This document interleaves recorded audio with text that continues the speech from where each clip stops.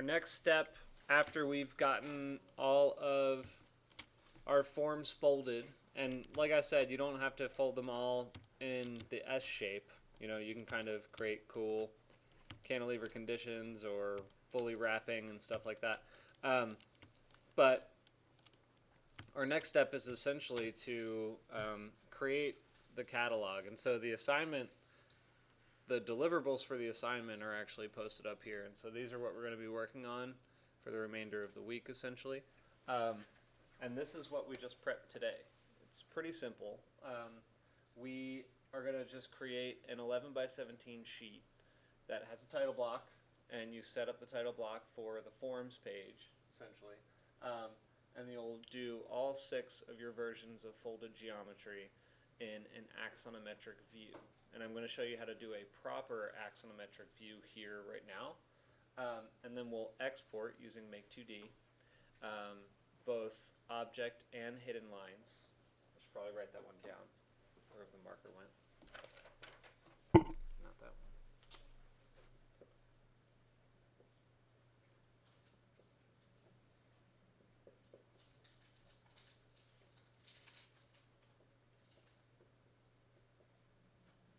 Object and hidden lines.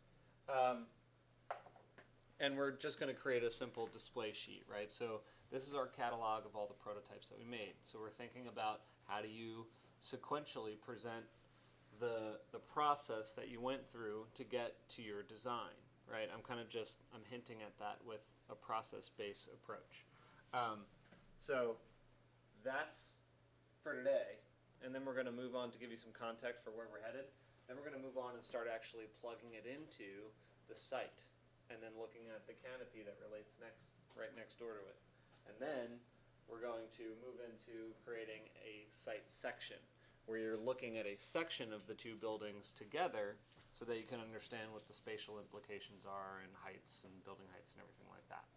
Okay, so it's process-based, right? We're dealing with workflows to create a presentation, and we're thinking ahead to what that presentation actually is. So that's what this catalog step is for. So we need to essentially create a proper axonometric view. And is the term axonometric new to anyone? A couple people. Yeah. All right. Well, just that you hadn't heard it before. So an axonometric is essentially a view that is projected. If this was kind of the bottom of a sheet or something like that, it's projected at a 45-degree angle. And I don't think I drew that at really a 45-degree angle here. But if you had a cube, it would essentially just be, you know, up at a 45-degree angle like that. And all of your lines, that was a terrible example, all of your lines will be at 45-degree angles. So what we are going to do is orient our camera to simulate a 45-degree angle view. You could go through the process of doing all the exact geometry for it to make it exactly 45 degrees, but in most cases we don't care all that much to make it exactly 45 degrees when it comes to presentation drawings. But the math, I believe, the last time I did it, if I recall correctly, was I'll show you what it is. Anyway, so what you have to do here is create a cube. Well, not a cube. It's more of a prism, but I'm just going to put it on the default layer. And essentially what we need to do is draw a 1 by 1 by 1.41, I think was the number. So I'm just going to put it down here in the corner, off in space. So we'll go 1 foot by 1 foot. Whoops. At 1 foot by 1 foot, 1 foot by 1 foot, and then we'll say 1.41 feet. So this is really small. The proportion is what's important. So if you want to scale it up to see it, you can scale it up, and I'll just zoom in on it real quick, but you can go from corner to corner or something and just kind of make it a little bit bigger. It's the proportion that matters, not the size. So you scale it for how much? Huh? Scale it for how much? Scale. It doesn't matter. I made it large enough that I could see it when I'm looking at everything else. Okay. So what we need to do here is, if you look at this cube, what we're trying to do is make it so that, when we're looking down on it, all of our lines here are at exactly the same angle, basically. All of our lines are going to be parallel. So we have one major problem here, is that my view is actually in perspective. So I'll never have parallel lines in this view. In actuality, they are parallel, but they always go back to a vanishing point. So under properties, as long as you have nothing selected, your properties on the right shows the properties of the view. So it has this one right here, this one that's called projection. Has a couple of other options in the pull down for parallel or perspective or 2-point perspective.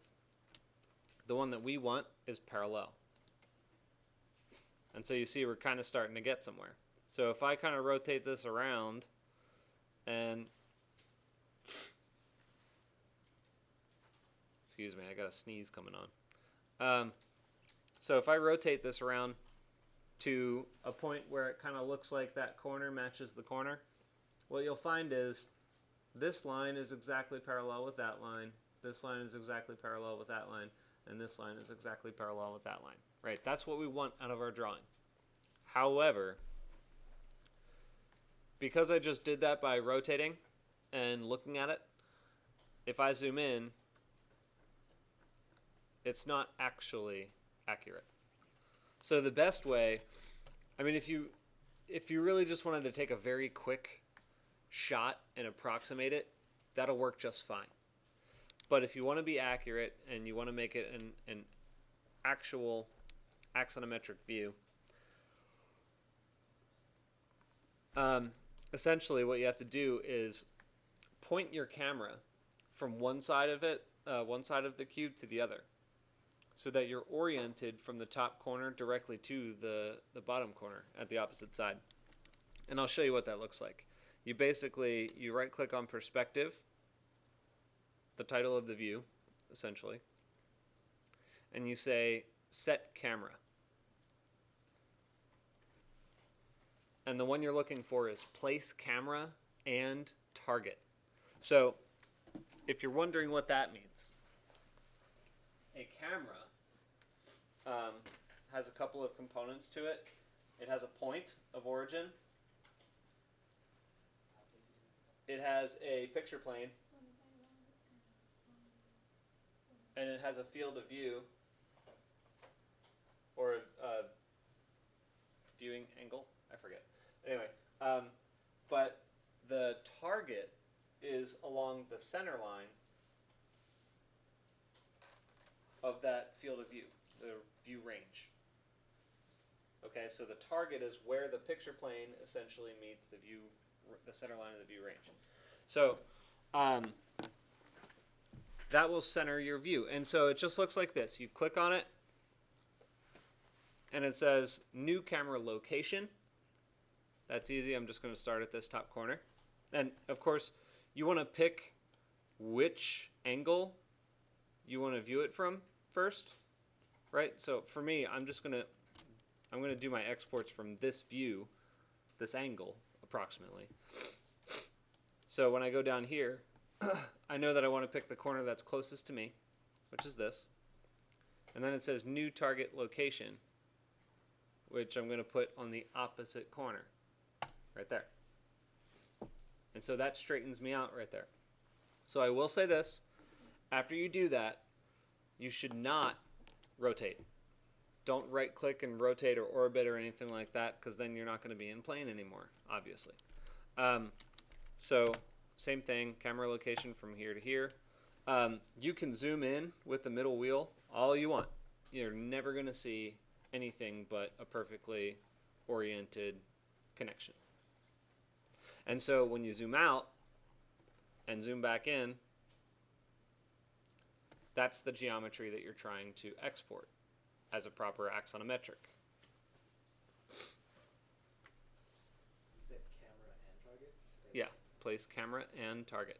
I'll show you it again. If you accidentally rotate out, which I guarantee you, every single one of you will, because when you're kind of floating through the screens and stuff, you always accidentally either right click or shift and pan it out or something weird like that. So right click on the view title, set camera, place camera and target, and you go from front corner to back corner and zoom out.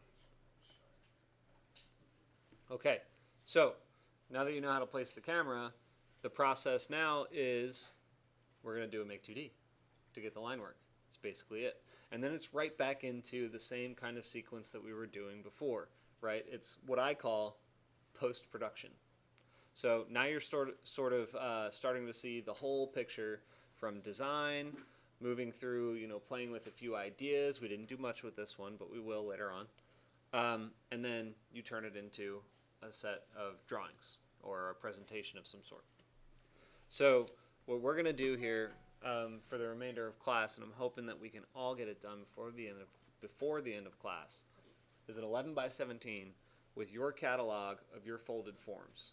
Okay, but I want you to know this, that you should absolutely show object and hidden lines. So when you do your make 2D,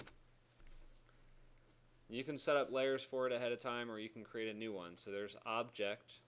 I'm going to turn on hidden lines, and hidden lines will be set to hidden. I don't think I have to worry about those. Then you hit OK. That shows up right here. You see that there are two different layers. All the fold lines that you cannot see in this view are now showing.